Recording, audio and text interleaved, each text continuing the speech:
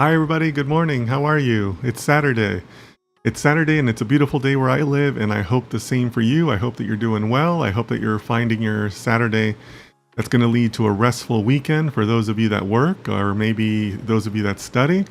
Well, I guess it's a little too early for studying, though, right? I mean, most schools haven't started.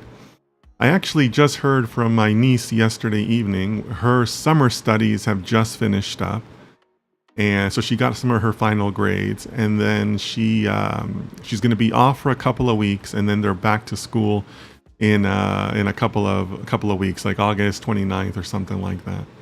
So maybe that applies to some of you, or maybe some of you are workers. If you feel comfortable sharing, what you do, or kind of what your whether you're a student or a worker or whatnot, if you're comfortable sharing that, feel free to include that in the chat. I usually don't ask those types of things because I don't want anybody to feel called upon or share something that they're not comfortable with. But if you're comfortable doing that, feel free to do that if you want to, share with the rest of the community.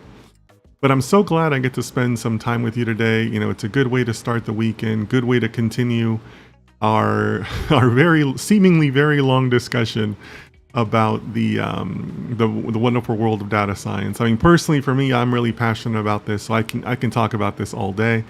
But it's nice to be able to spend time with all of you. So for all of you that are joining us on Instagram or YouTube, like I said, feel free to share. And if you want to kind of tell me about what you do or what you're studying, where you're studying, I'm already seeing some of that, which is fantastic. Let's have some participation today. I want to hear a little bit more back from you guys. And as part of the participation, I always ask people where they're from. So it's time for our global roll call. So feel free to also share your city, state, province, country, whatever you'd like to share. I am on the West Coast of the United States. I'm specifically in Las Vegas, where there's always a lot of conferences going on. There's a big AI conference going on next week. But yeah, so that's where I'm at. But while I give you guys a minute to introduce yourself, to fill up the chat with your introductions, I always like to share an opening note. And today's opening note, I want to talk about creativity, because I always talk about creativity in data science and how important that is.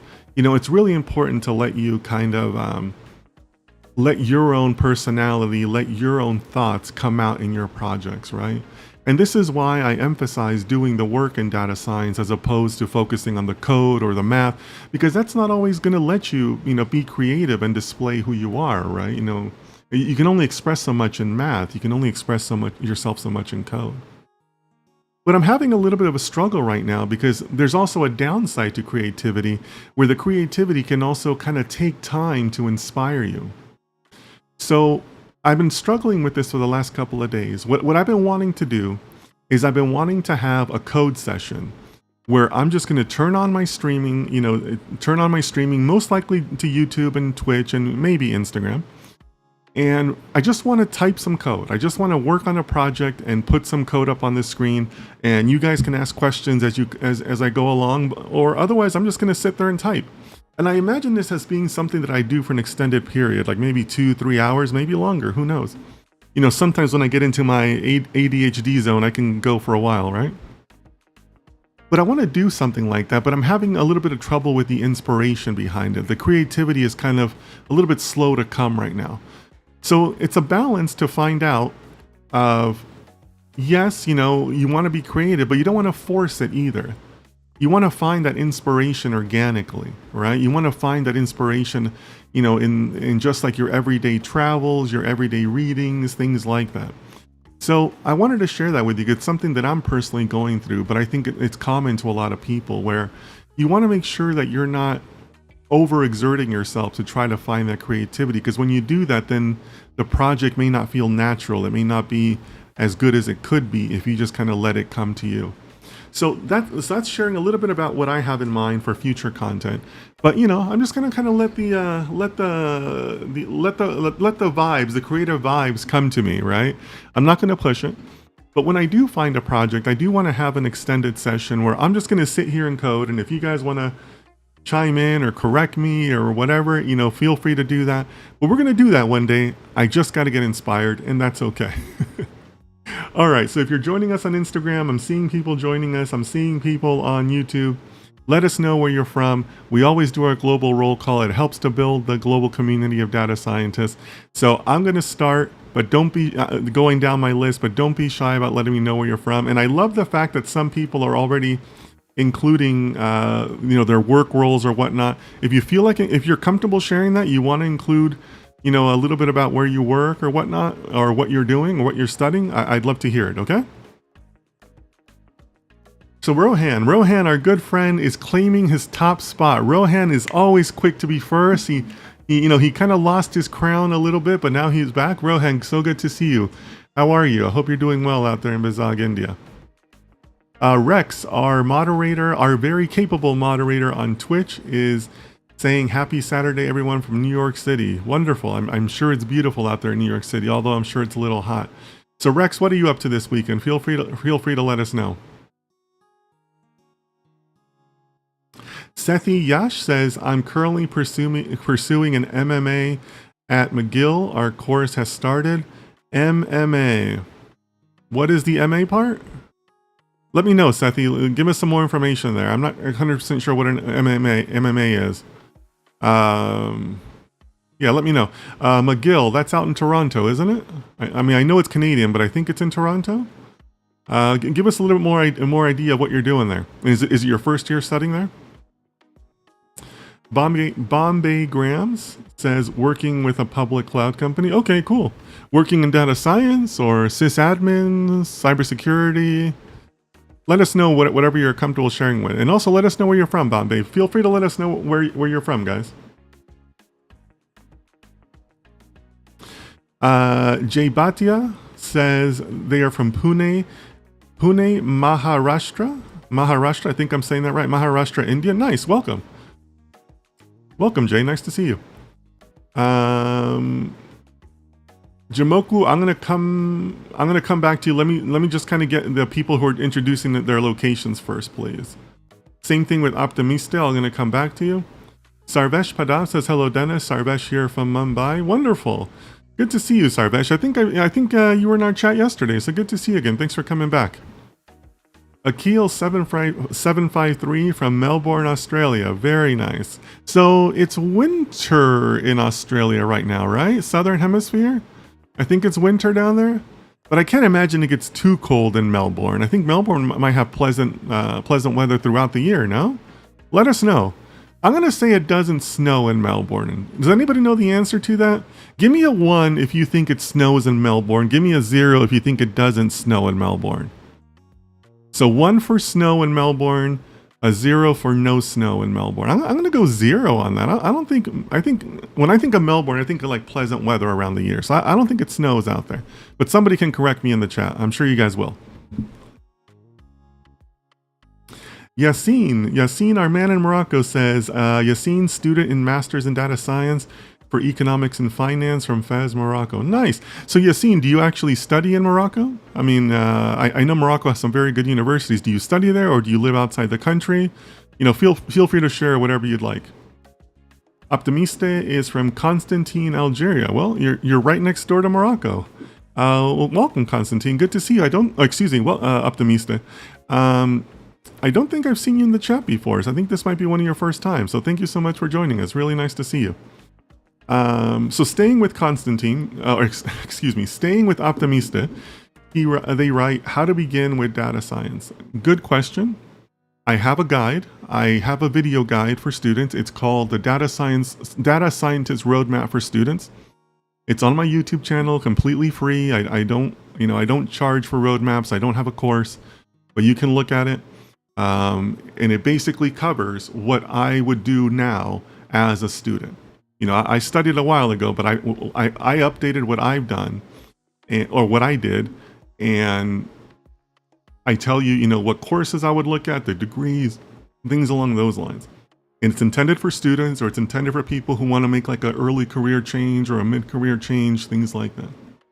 In addition to that, on my latest podcast episode, if you want to go also on YouTube, I talk about how I made the mid-career transition into data science, because it can be, it can be a challenging thing to do, but it can be done. So I would recommend those two resources. I think they're pretty good resources. And like I said, it kind of walks you through the things that I would be doing now if I was a student. Okay? So I hope that helps you, Optimista. You can find it on my YouTube, Data Science with Dennis. Make sure you subscribe. It's one of my longest videos, one of my first videos. And I did it because I get a lot of questions from students. I get this question over and over again. So that video serves as a single place where I can send all the student inquiries. Okay? Yassine says, yes, I study here in Tangier. Okay, cool. I went to Tangier. I spent a few days out there last July. I took the high-speed train from, I guess that would have been from Casablanca. That was really cool. I don't know how many people know that, but Morocco has a pretty cool high-speed train. You can get to Tangier in a very, very short amount of time. I was highly impressed by that. Okay, let me go back. We're still waiting for people to vote on Melbourne, Australia. Do you think Melbourne, Australia gets snow? Yes or no? Jimoko? I hope I'm pronouncing that right. Jimoko says, I upskill from statistics into data science and still job hunting. By the way, if you're still joining us on Instagram, say hello. Let us know where you're from. Feel free to ask a question. Feel free to let us know where you are in your data science study or practice. But I upskilled from statistics into data science and still job hunting. Okay. Well, first of all, I know that job hunting can be very stressful, right? There's a lot of things that go along with that, and in many ways, it's very tough to get a job in data science. So, if you're comfortable sharing, Jimoko, are you getting interviews or are you not getting interviews? Are you getting interviews but then not getting callbacks? Let us know. Let us know kind of how that process is going for you. Because, this is for everyone. When I think of job hunting, I think about like a big funnel, right? And I think about like these conversion rates as you go along, right? So you have your resume and then you have the jobs you want to go after. So the first challenge is, are you getting invites for interviews, right? Because that means your resume is being read, your resume is pretty effective, right? Like it's catching attention enough where people are picking up the phone to call you, right? That's a good thing. So that's like kind of like your first conversion, right? Am I getting enough interest, enough callbacks, enough interviews, right? And then the second conversion is, am I turning those interviews into second interviews, third interviews, right? And then of course the final conversion is, am I landing the job, right? But you should be asking yourself kind of where you're ranking on that, right? Am I not getting the callbacks? Okay, well maybe I need to look at my resume. I'm getting the callbacks, but I'm not making it to the second interviews. Okay, well maybe I'm not presenting myself in the right way, right? Because the first interview is usually just like an intro call, usually just with the human resources person, right? So maybe I need to work on my communication, or maybe I don't have appropriate manners or etiquette on the phone or things like that, right? And then if you are getting to those secondary interviews, then were there technical questions that you didn't do so good on? Do you think your portfolio needs to take another look, a second look? Do you want to kind of adjust the way your interview style, right? So I'd encourage all of you to think about that in those terms of like, where are you on that spectrum?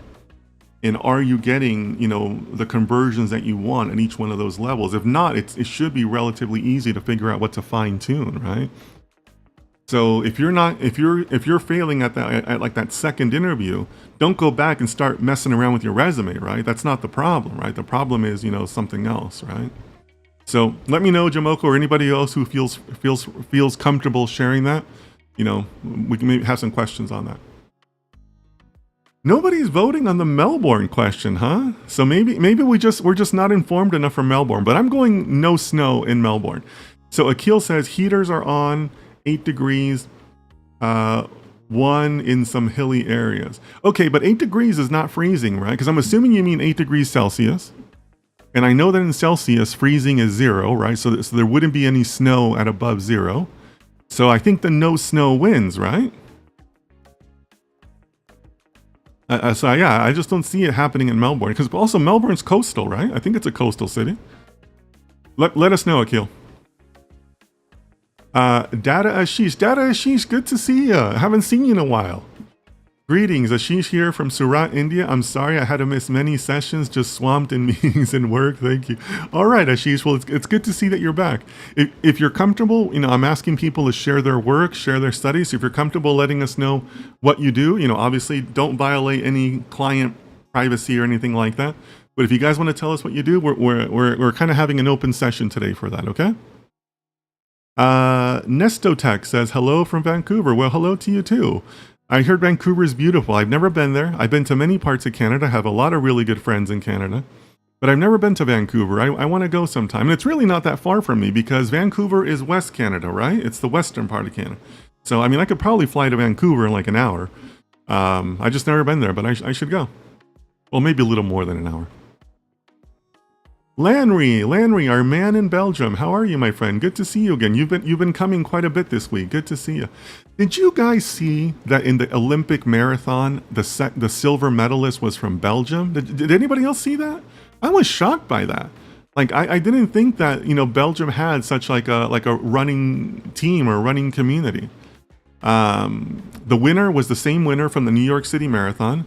Last name is, I believe it was Torat.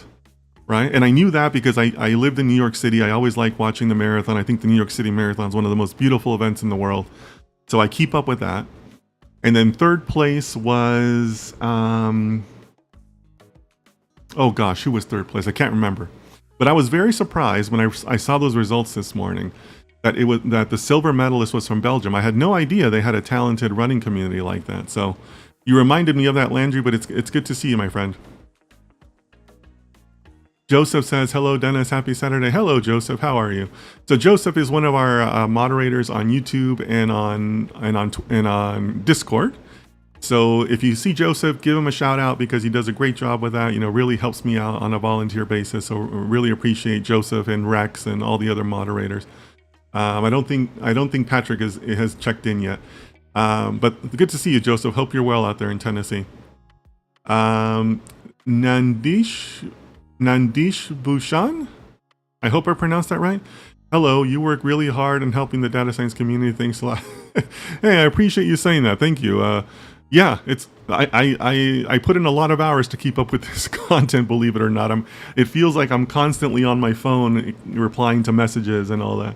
But thank you so much for that. I appreciate you saying that.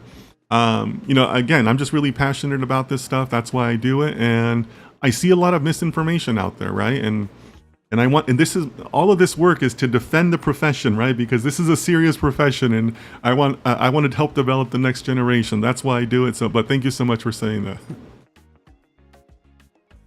Danny Angelino, does that mean you're from Los Angeles? Let me know. My favorite DS creator. Thanks for sharing your know. Oh, thanks so much. I appreciate that. That's really nice of you. Your favorite DS creator. That's flattering. Wow. But then again, there's a lot of crappy DS creators too, right? And so I don't know, maybe I should be offended. But yeah, again, I'm just passionate about this stuff. Spent many years in the industry and trying to bring that real world view to all of you. It's a great profession, but it's got to be taken seriously. So I'm trying to do my part. But thank you for the kind words, Danny. Abhishek Karande, how are you? And by the way, if you're still joining us, feel free to introduce yourself. Just let us know your city, state, province. Don't be shy. Nobody's going to call on you. Nobody's going to ask any tough questions of you. Just trying to build a community. Abhishek says, hello, Dennis. Hello, Abhishek. Good to see you. Let us know where you're from, Abhishek.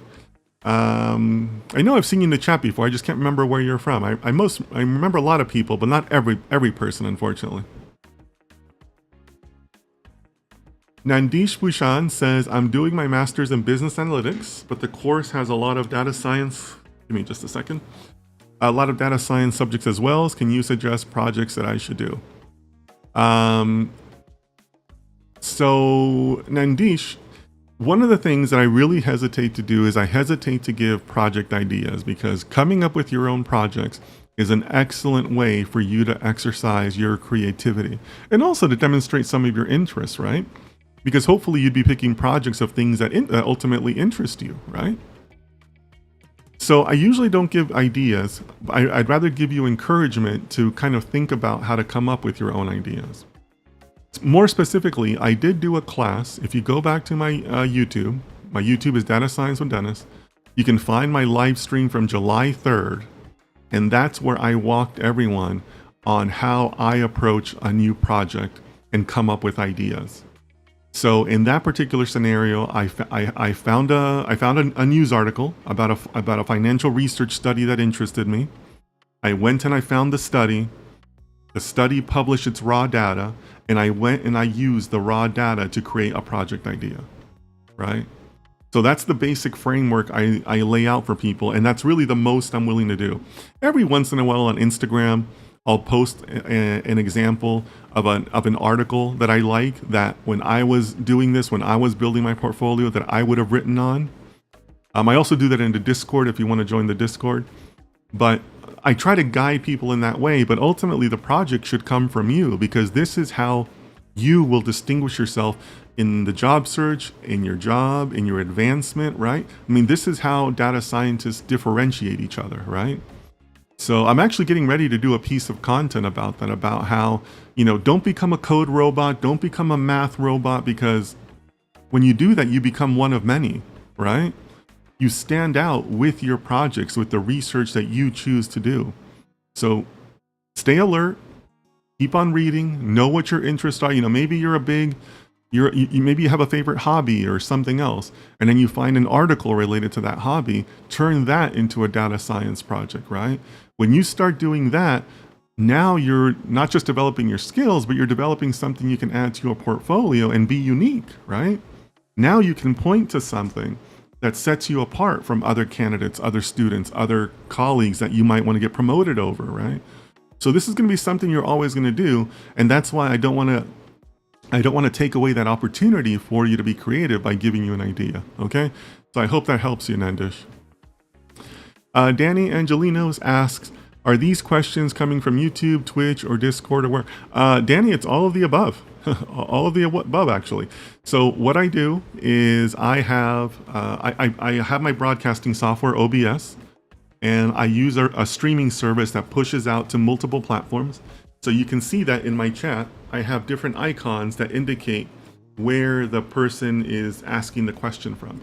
So I push out to Instagram, YouTube, Kick, Twitch, LinkedIn, and X. I do 6 platforms now. I no longer stream on TikTok. But the questions can come from any one of those sources. And I think that keeps it fun. I think it keeps it engaging. And sometimes I like to do stuff like this. Sometimes I do things that are better in wide format. It's just, just a variety of it all. But thanks for asking, Danny. It's good to see you here. Hello, Dennis. Good to see you again. Hope you're doing well. Oh, it's good to see you too. Sibgatula? I hope I pronounced that right. Remind me where you're from, Sibgatula. And anyone else who's listening, feel free to introduce, where you're from. The city, state, country. Always like to hear about that. You can already see how much of a global community we have, and I think that's a very positive thing, right? Data science is a global interest, right? Palki, I haven't seen you in a while. How are you? Feel free to introduce yourself if you'd like, Palki. How can I know I am ready as data scientist for my first job? Yeah, that's a good question, Palki. One, have you put in the work to come up with a decent portfolio? And by a decent portfolio, I would say at least 4 to 5 independent research projects, right? 4 to 5 projects that you chose from beginning to end, right? That you identified, that you collected the data for, that you did the modeling for, that you did the conclusions for, right? I would want to have that. And 2, do you feel that you are working at a pretty good speed to be able to produce a project in a relatively short amount of time? I think those are 2 kinda sorta okay criteria that say that you're ready. And I say that because I shared this story on my podcast about when I felt that I was ready. I had already been studying for quite a bit of time. I was already like 18 plus months, like 2 years-ish into my studies, right? From making the decision to become a data scientist, right? This is like about 2 years later, right? Somewhere between there, 18 to 24 months later. I was working for IBM at the time. I was working for them as a Java developer, doing some analytics work, but mostly Java development. Didn't really like the job, but I've worked for IBM many times before. This was my third time working for IBM, my second time working for IBM. I can't even remember. That's how many times I've worked for IBM. And so doing Java development, nothing like data science dedicated, right? I was working on one of their product teams, right? Because IBM has these product teams all over the world. And as part of, being an IBM, they always give you training on the new products. They gave us this little rinky-dink 45-minute training session on Watson Analytics. I remember we all got into the boardroom and we had this little presentation. And then at the end of the presentation, we were all given access to Watson Analytics. And by the way, Watson Analytics used to be IBM's offering for AutoML tools. Like it was like a competitor to like Data Robot, if you know Data Robot. So within like 2 hours of that meeting ending, I had already gotten some data from our city, put it into Watson Analytics, come up with a model, and I came up with 3 different models, and I created a write-up based on the conclusion of those models, and I sent it out to my colleagues, like 40 people, something like that. And that for me was the time when I knew that I should stop working at IBM and start looking for data scientist jobs. Because I figured that if I could walk into this training session, look at this little rinky-dink thing they gave us, and come up with something within 2 hours, then I'm ready, right? And keep in mind, like I said, this is already like 2 years into it. So I was already publishing items on my own blog. I was already doing like my own research, my own studies. I had this period where I was, studying on my own. Nobody was paying me. Like I wasn't billing anybody for it. It was just me putting in the hours. So that for me was like my time when I was ready. And so I'm sharing that because that's basically rooted in the 2 pieces of advice I gave you, right? Already have a portfolio, right? You should have already been doing the work, and you should be, at least relatively fast about it, right? Like you can come up with something within like 2-3 hours of somebody showing you data or something, right? If you can do that, that's a pretty good sign, okay? So thank you for that. Great question, Palki. If you guys have any other questions, we're just kind of having a free discussion here on a Saturday morning. Let us know where you're from. Always seeing people joining on Instagram. So if you want to pop in, just introduce yourself. That's wonderful. Daniel says, hey, just came over from Instagram. Glad you answered my question. Yeah, I'm from LA. Okay, very cool. I grew up in LA and I still have family in LA. So I hope you're doing well out there. LA has changed quite a bit. But yeah, sometimes people find it easier to view my content on YouTube just because, I do broadcast in a wide format. And when I do the classes, it's usually easier to see them on YouTube. So thank you for coming over there, Daniel. Hey, Michael, good to see you. Michael is checking in from Lagos, Nigeria. Nice. Welcome, Michael. Hope you're doing well out there. Hope you're keeping cool out there. I imagine that Nigeria is kind of warm right now.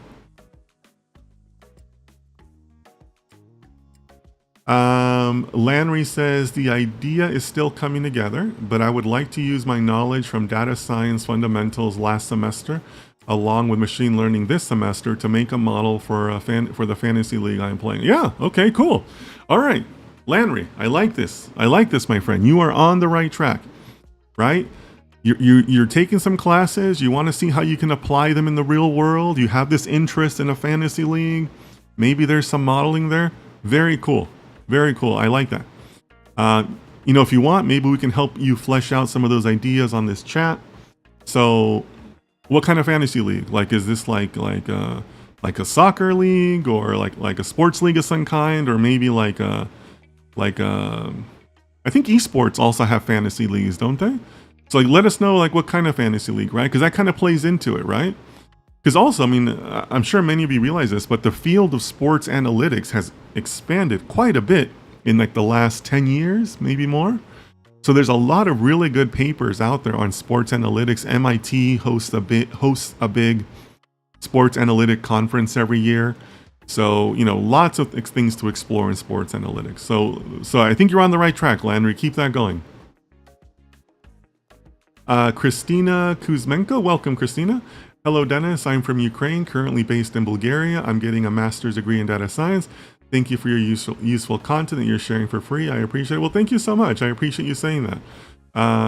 Yeah, I mean, everything I do is basically for free. I'm not one of those like people who's trying to sell a course or other nonsense. I do have a book, Your First Year in Data Science. That's a book that I wrote specifically for people who are making the transition from like academia into data science, because I've hired and I trained a lot of those people over the years. So I'm sharing my observations. So if you would like to support my content, you're welcome to buy the book. I finally have 2 5-star reviews, so I'm very happy about that. But yeah, that's really the only offer that I have to sell. Otherwise, I do all of this for free. But thank you so much, Christina, for joining us. I think it's your first time joining us. But hope you're doing well out there in Bulgaria. Nandish says, yes, your advice makes a lot of sense. I will try to see things I like, maybe sports, and do my own projects. Yeah, it's super easy to tie back to sports, right? Super easy to tie back to sports. Lots of data is usually available in sports realms, right? You kind of have to hunt for it a little bit, but you can usually get most data, right? So I think you're on the right track if you want to develop something in that world. Okay. So Nandish says, I'm from India studying my master's in Sydney. Okay, very cool. I love Sydney. I spent a couple of weeks there a few years back. Loved it. Beautiful city. Had a really good time out there. Really nice people. Really easy to get around. Uber was cheap. Restaurants were good. You know, the US dollar is so strong now that when I was in Sydney, I felt like the entire country was on sale. Everything was so cheap. It was wonderful. I wish I could live there and just do nothing but earn US dollars. But yeah, wonderful city out there. So I hope you're doing well out there in Sydney. M Baha 94 says, hey, I'm a software engineer with 8 years of experience and recently got into building auto ingest data pipelines, thinking of shifting to a data role, but I'm not sure what role I should do, DS or ML. There are no differences between data science and machine learning per se, right? So just so we're all clear on this, all right, chat? Data science is the overarching umbrella to everything out there that's related to algorithms or machine learning, everything else, right? The entire ecosphere is data science. Machine learning is a portion of that ecosphere. Analytics is a portion of that. Deep learning is a portion of that. Gen AI is a portion of that, right? But the overall approach, the overall world is still the data science world. This isn't machine learning with Dennis, this is data science with Dennis, right? Because that's the entire ecosphere. Everything else comes under that. So maybe, so there is no choice per se between data science or machine learning. You're choosing to specialize in machine learning within data science. But you could be specializing in a lot of things. And even within machine learning, there's still a lot of gray lines, right? Like, are neural networks machine learning? Some people say yes, some people say no, right? There's arguments for everything, right? But because there's so many variances like that, right? The right strategy, the right play is to not get caught up in all of that. What you should get caught up in is just trying to practice being a good scientist, period, right? Everything else, whether you're doing machine learning or deep learning, they're just tools, right? So trying not to get too caught up in, oh, should I choose this? Should I choose that? I get a lot of people asking me, should I get a master's in machine learning or a master's in Gen AI? Well, that's kind of like the same thing, right? The worlds are really not that different, right? So try not to get too caught up in that. But I'm glad to see you here, Mbaha. I'm glad to see you're joining us on Instagram. And anybody else on Instagram, I'm seeing more people there. Feel free to introduce yourself and let us know how you're doing. ABT84 says, hi, that's Abdul. Oh, good to see you, Abdul. How are you? Hope you're well. I think you're in Boston, right? Let us know how you're doing out there in Boston. Glad to see you, my friend. Okay, so Landry says soccer English Premier League. Okay, cool. Yeah, lots of modeling you could do around soccer, right? There's a lot of papers about soccer, right? So if you want, go out there on Google and Google soccer and the Poisson distribution. Poisson. Soccer and the Poisson distribution. That'll get you started finding some white papers, and you can see some of the existing research on that. All right, because there's a lot of debate around soccer and the Poisson distribution. Some of you may already know it because it's kind of a popular read. A lot of people start off with something like this. So if some of you have already looked at this, feel free to say so in the chat. But yeah, I mean, start there. Okay, so I'll give you that little bit of guidance to at least start your research. But ultimately, this type of work, this type of research should come from you, right? Abe, good to see you again, my friend. I know you've joined us quite a bit. Hello, Dennis. Hope you're doing. Oops, didn't highlight you. Hey, Dennis. Hope you're doing well from Hyderabad, India. Yeah, I'm doing very well, thank you. It's a nice day out. It's a little warm. It was a little hot walking the dog this morning, but I'm feeling pretty good. I'm gonna be doing some extra filming for some content this weekend. I'm having dinner with a friend on Monday night. So on Monday night, I'm actually having dinner with a vice president at a large financial services company here in the US. That's all I'm going to say about that. But one of the advantages of living in Las Vegas is that there's a lot of conferences. Next week is the AI4 conference.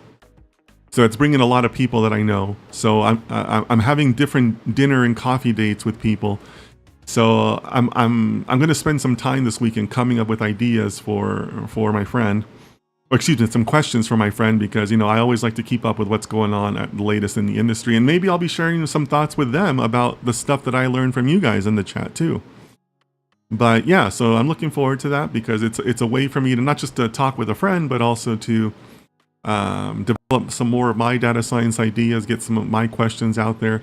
But it's good to have those contacts, later on in your career as your experience grows and as your network grows. But that's something that I'm looking forward to on Monday. But yeah, so I'm doing well. I'm just going to have a good weekend leading up into next week. But thank you for asking, Abe. Abe says, and also I'm late today. I'm going to have to start giving out like demerits for people that are late. I appreciate that you want to show up on time. Thank you so much. I usually stream for about an hour, sometimes a little bit longer. But feel free to show up anytime during the hour. And, always happy to see you here. Speaking of which, if you guys do want to show up and, you want to enrich your studies in data science, every Sunday, I'm running a class on this book, the Introduction to Statistical Learning book. This is like the Bible for being a data scientist. I mean, it's hard to be a professional data scientist and not have read this book at some point in your studies. Tomorrow we are doing chapter 6, I believe. Very interesting chapter talking about, basically factor reduction. But I think it's one of the pivotal chapters in the book to help you kind of understand how a model comes together. So feel free to join us, 1500 GMT. If you want to get caught up, all of the replays are saved on my YouTube. And I was reminded of that because that one, we definitely go long. We have not had a session anything less than 2 hours. We've gone as long as almost 3 hours on one of the sessions, if you can believe that. But they're going really well. I ask questions of the chat and the chat responds, so we keep it interactive. So if you want to come to that, feel free. It's been going really well. So I really encourage you to do that because it's a good way to learn, and I'm doing completely free. I don't charge for a course or anything like that. I just like doing them live because I don't want to do pre-recorded content that's instructional. So I do it live and we go from there. So if you want to join us, you're welcome to do that. So Daniel says, I dominate my fantasy basketball league even without leveraging data science. Imagine if I did it, I just wouldn't be fair. Oh, geez, look at you, all full of confidence. See, but now you jinxed yourself, right? Now you're going to finish last next year because you jinxed yourself. Look at you being all confident. Maybe, you know what? That would be fun. Maybe I should do that. What if we started a fantasy league on this chat, but you have to use an algorithm, like do algorithm versus algorithm fantasy league. That could be interesting, huh? Maybe I'll do that. I don't know if what's the next sport coming up is NFL, right? American football. I don't know if there's enough interest to do that. because a lot of my analytics are overseas, right? 25% of my analytics is from the US, the rest is rest of world. I don't know. That could be fun to do it, right? Like algorithm versus algorithm in a fantasy league. Let me know if that would appeal to you, Daniel. Landry A says, thank you, much appreciated. Well, thank you. Hope you're well out there, Landry.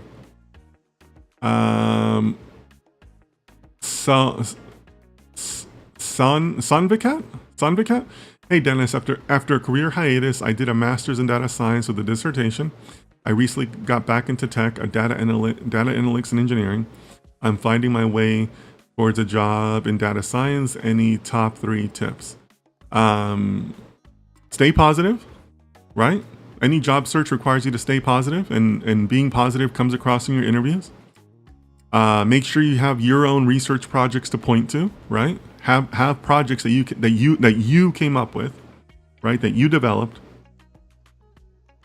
And then what's the third one? Third one would be just apply.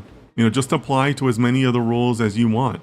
As I've mentioned before, data science teams don't always know exactly the person that they need. They might list it as data engineering, but what they really need is a data scientist, or vice versa, right? Like a lot of the teams in data science are cross-skilled, right? Like you're never going to be just a data scientist, right? There's going to be times where you have to do your own data pipelines, or you're going to have to do your own visualizations or whatnot, right? So even if it's a role that doesn't quite sort of fit what you want, apply, because they may not know who kind of sort of fits what they need, right? So those are the 3 things that I would tell you, okay? So when the cat added, so that I'm not overwhelmed, lost. Well, look, it's going to be an overwhelming process no matter what, right? Looking for a job is a job in itself, right? So you got to stay positive. Staying positive is the only way to really avoid being overwhelmed, okay? ABT says that they are in Jackson. Jackson what, though? Like Jackson, Massachusetts? I thought you were in Massachusetts. And there's a lot of Jacksons all across the U.S., right? Let me know, Abood. Daniel says, I like the idea of an algo league. Yeah, me too. Maybe we'll start that.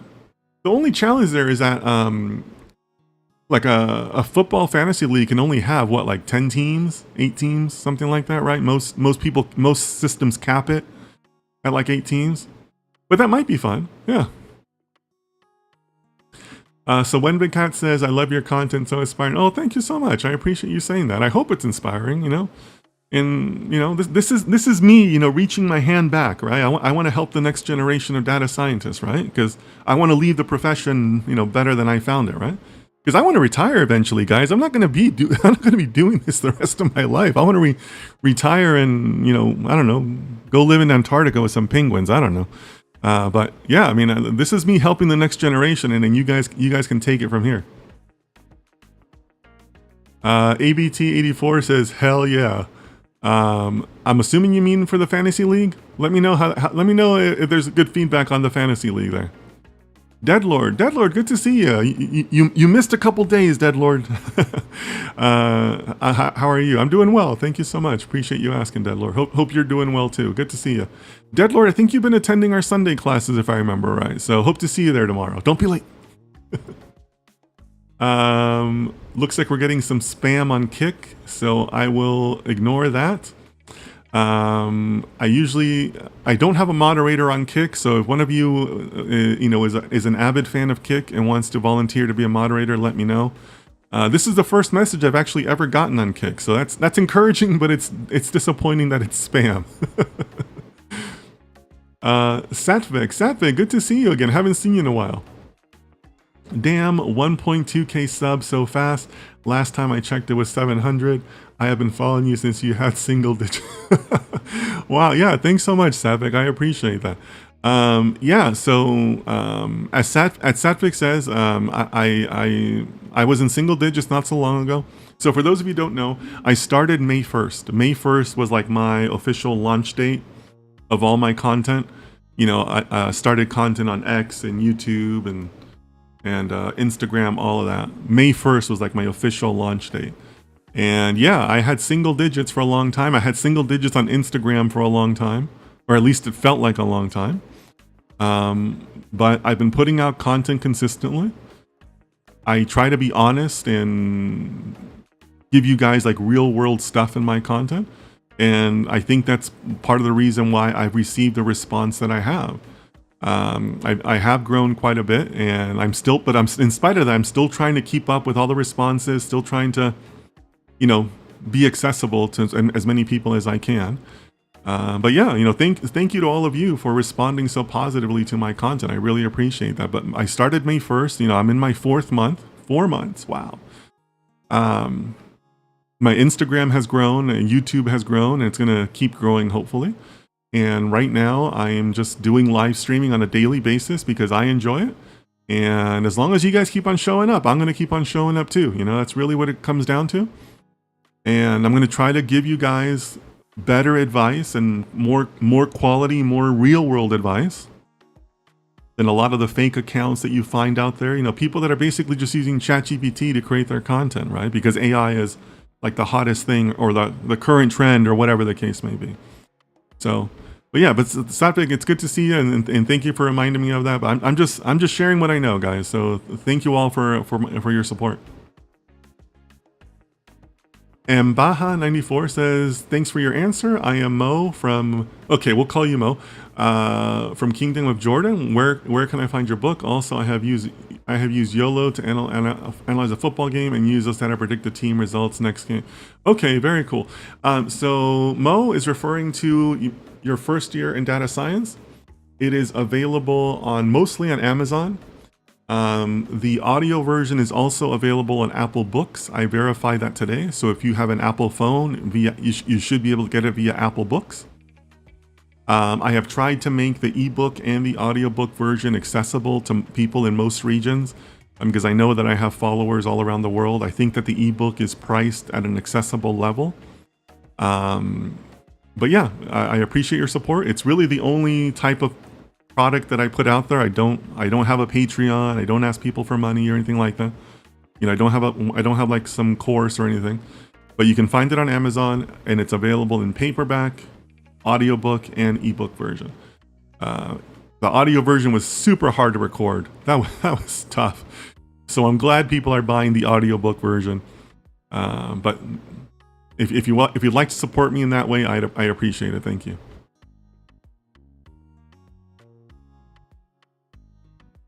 Oh, wait, I'm sorry. But Mo, you also mentioned about analyzing a football game, right? So here's the interesting thing about what you said, Mo, and I think all of us should kind of take note of that. The funny thing about sports analytics is that you can analyze at the team level, or you could also analyze at the player level, right? Because some people argue that a team is constantly changing based on who is actually playing, right?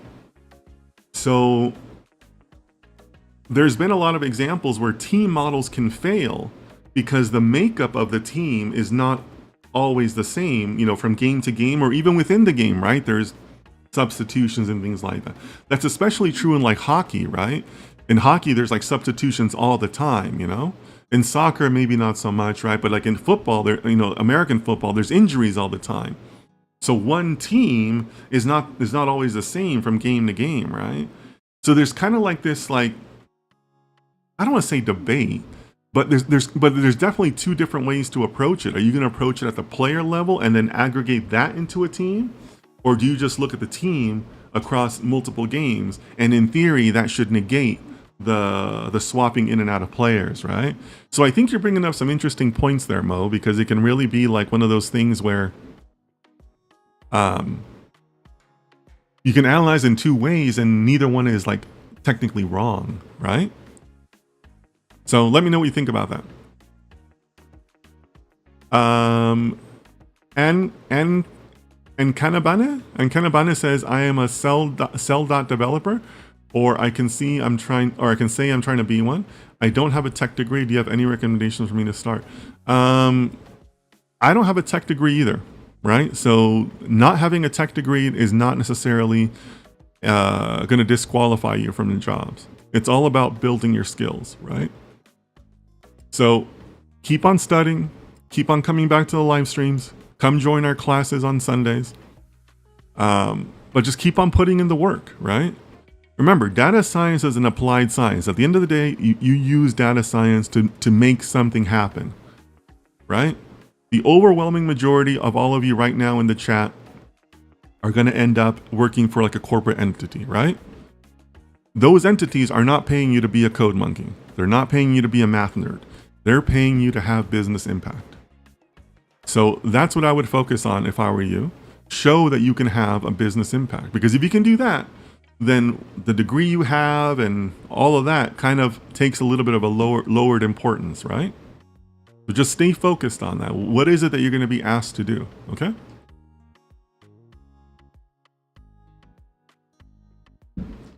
All right. Let's keep moving on. I'm seeing a lot of questions. I'm going to do my best to get to them. Deadlord says, I would like to be here more, but some university classes in the same time. Are you saying that I am not a university level professor? Deadlord, I'm offended. Satvik says, grows only exponentially from here. I hope so, Satvik. I hope so. You know, the growth has been great. I'll tell you guys something that was really interesting. And Satvik, you're reminding me of this. I think you might be right. So I'll tell you guys something really interesting about Instagram. So on Instagram, if you go to like the achievements section, you know, where they try to give you all these like different challenges and achievements that you can get for your postings, they always give you like a followers challenge of how many followers to get to, right? So when you start off, if you have like a small account, it'll tell you get to 5 followers or get to 10 followers. Okay, now you can get to 100 followers, right? Like it'll give you like the little icons for those followers, right? So once you get beyond like 1,000, I think, it gives you the challenges in 500 increments, right? They want you to get from 1,000 to 1,500 followers, 1,500 followers to 2,000 followers. And you kind of do that, right? And it kind of just keeps you going, and they give you the little like token rewards along the way, right? When you get to 10,000, the next level that they give you is 20,000. So they go from asking you to go 500 at a time to going to 10,000 at a time. So I think that, to me, that indicates that in their analytics, they know that you should grow exponentially after like 10,000, right? Like after 10,000, getting 500 is like, it shouldn't be that much, right?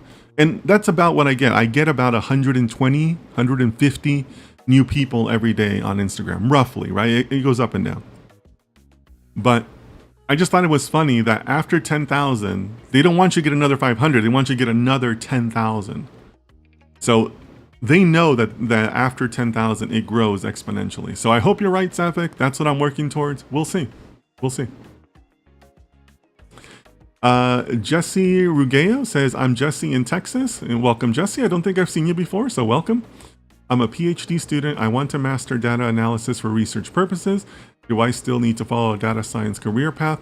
At the moment, I use SPSS, Stata, and now learning R. Okay. I was going to ask you about R, right? Because people in your situation are usually aficionados of R. And that's okay, because that's kind of like where R started, right? R is more of like a scientific and academic tool. I don't think you need to have like a full-blown data science career path.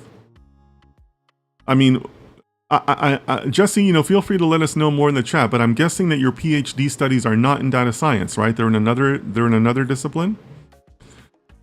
But you want to know just enough data analysis for your research and your studies, right? So no, I don't think that you would need a full-blown data science career path.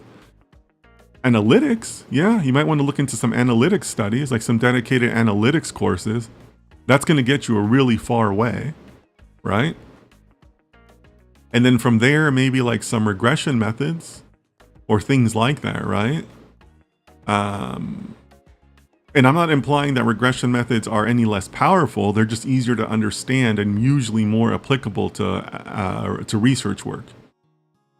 So that's what I would look at. But no, I don't think you need a full data science program. And the packages you mentioned are totally standard for what you do. SPSS, totally standard. Stata, Learning R. Maybe I'm guessing you also know some MATLAB. MATLAB is kind of popular for that type of thing. Maybe you want to look into MATLAB. But no, I think you're doing just fine with your proposed plan. Okay, so. Let us know what you're studying. Again, my gut tells me that it's something outside of data science, right? That's okay. But no, I don't think you need a full-blown data science study. What you should be doing is you should be focusing on your PhD, mastering that field, and mastering it so that you can hire, your own staff and your own grad students to do this stuff for you, right? I mean, that's really kind of like where you're probably headed long term, right? J Roberts 296 checking in on Twitch. Nice. It's always nice to see a new Twitch check-in. I'm slowly growing on Twitch. Hello for North Carolina. Do you think a PhD in ML stats is beneficial? You plan to continue working in the industry? Thanks. What part of North Carolina? I have family out there. Do I think it's beneficial? Probably not. Not in most scenarios. It depends on what you want to work in. Like I said, most of us are going to end up working for large corporate companies. The time when those companies required a PhD has come and gone, right? It hasn't been that way for a little while now. You no longer need a PhD. I argue you don't even need a master's to be good in data science. It would only be beneficial if you really if you're really insistent on working for like a Meta or a Google, or some of the big research companies out there, right? Like an IBM maybe, right? The problem with that is that those are very limited jobs, right? Like the number of jobs that require you, that like legitimately require you to have a PhD. Not that they ask for it, but that legitimately require PhD level skills is very small. Right? Like that's the challenge that you would run into. So I'm not sure that the investment is worth it in the long run. You can get pretty dang far just having a master's or even just a bachelor's in data science, machine learning, things along those lines, right? Because remember, again, after a while, it's an applied science. After a while in your career, and I'm talking like 2-3 years, it's all about what you delivered, right? After like 2 years in the industry, you should have the reputation, the portfolio, and the network, the professional network, where like you could just do whatever you wanted in the industry, right? Because you've delivered enough, right? You've applied the science, right? That's the trade-off that you're looking at, because a PhD is obviously a big time and money investment on your part. So that's what I would say. I would discourage that. All right, so Daniel says, this is a random question. For pseudo-random generators, it seems there are popular seeds. I see 42 a lot. Does every data scientist have their own random state seed, kind of like a signature? Okay, guys. Daniel, excuse me, is asking a great question for the chat. Why is 42 a popular seed? Because Daniel's right. You do see that seed quite a bit, especially if you get it from ChatGPT code. ChatGPT 100% uses 42. Where is that rooted from? There's a reason why, right? Because 42 is such a weird number, right? Where is that rooted in? Does anybody know why 42 is used a lot? Give me your answers in the chat. All right, give me your answers down below in the chat. This is audience participation time, right? Don't be shy. Why is 42 a popular seed? I give myself a 50-50 chance that somebody in the chat is going to write the right answer or not. Yeah, so this is a great chat. This is a great question. Thank you for that, Daniel. Why? So the question for the chat is, why is 42 a popular random seed? Go ahead and give your answer in the chat.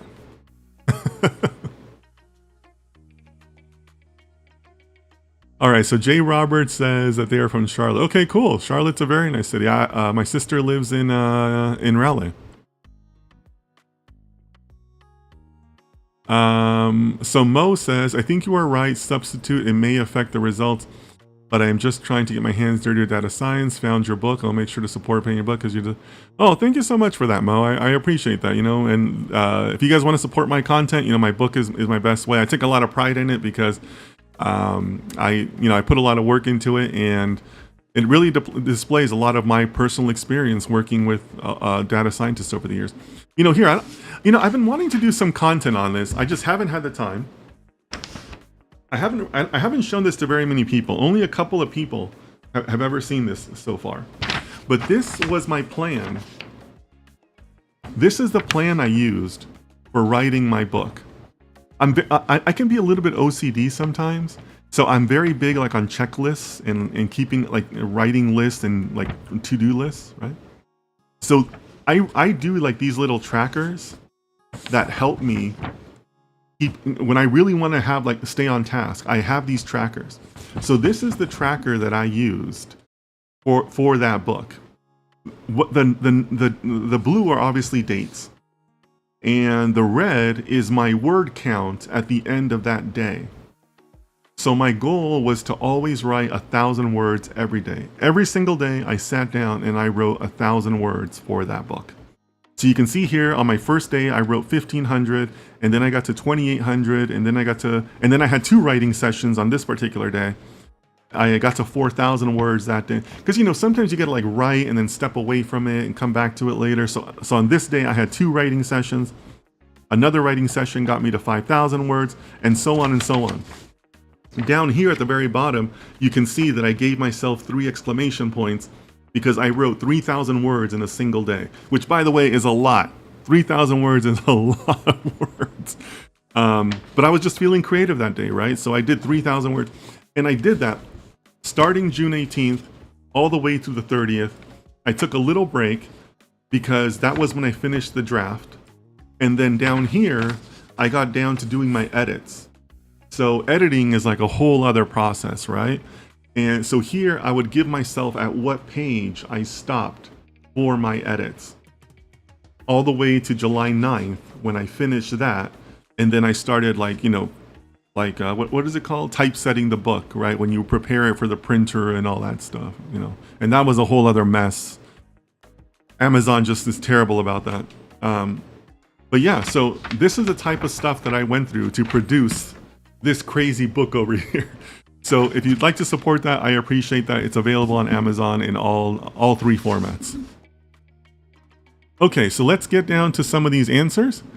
I'm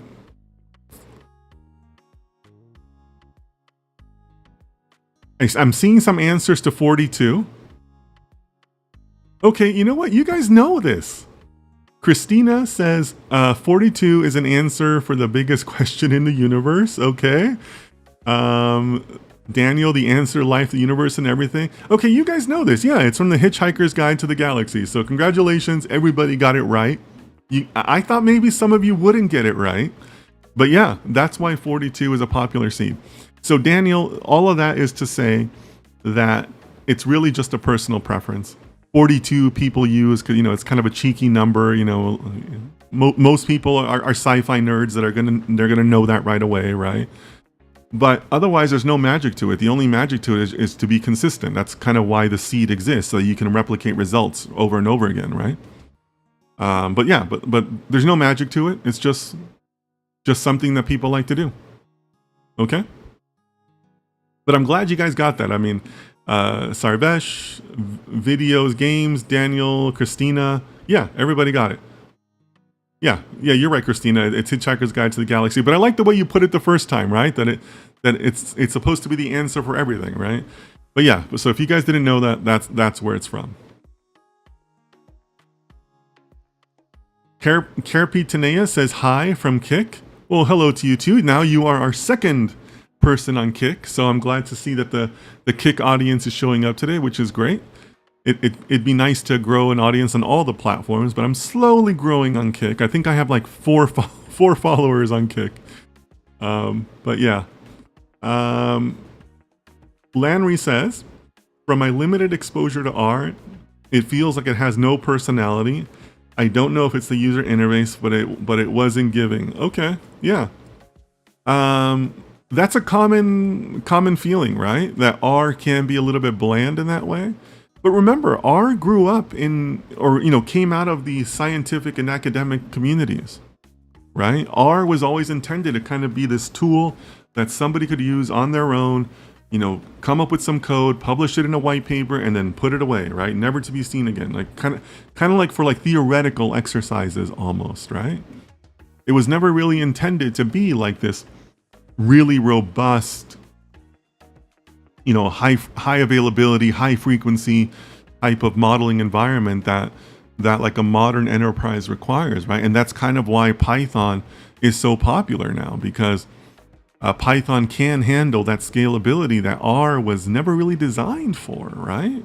Like, I'm not trying to knock R, but it's just not how it was rooted. It's not really what it was intended to do, right? So I agree with you, Landry. It's not the greatest interface, but kind of suits the purpose of its history, right? Okay, so I'm seeing one more question that I missed earlier from IMHATG. Do you use neural networks a lot? Are they one of the most important to learn? Okay, so I've had content on this before. I'm not going to put you guys through the same exercise because I have done this in chat before. So I'm going to give you guys the straight answer. The straight answer is you shouldn't have a favorite model, or you shouldn't have a model that you use a lot. Every data problem, every data set and every data problem is unique, right? So do I use neural networks a lot? No, I use what's needed for the problem. Sometimes it's neural networks, sometimes it's not, right? So you got to be prepared to be flexible both in your skills and in your thought to be able to say, okay, well, maybe this is this kind of problem. Well, let me try this model too. Well, that was a good experiment, but let me experiment even more on this other model, right? You got to be able to do that because one, it's good for your skills, and two, that's a solid scientific process, right? A scientific process is open to whatever the answer may be. If I'm walking into a problem thinking, oh, well, I like neural networks, or I've used neural networks a lot recently, that's a form of researcher bias, right? That's not being a scientist anymore. You are now injecting your bias into your new project. So be very, very careful with that, okay, guys? There is no favorite model. There is no better, best, good model. They're all equal. They should all be tried. You should all have an open mind to what the answer could be. If you're not doing that, then it's no longer a scientific process. It becomes a biased process, right? And that's not good. I mean, pure data science is the removal of bias from your data, right? So keep that in mind. But it's a good question to finish off on. Thank you so much to all of you for joining. Really nice to see some new faces in here. Really nice, to kind of have this type of discussion. Join us tomorrow for our continued study of this book. We've been having a really good time with it. So that's Sunday, 1500 GMT. Until then, please take care of yourselves, take care of your families, and I'll see you next time.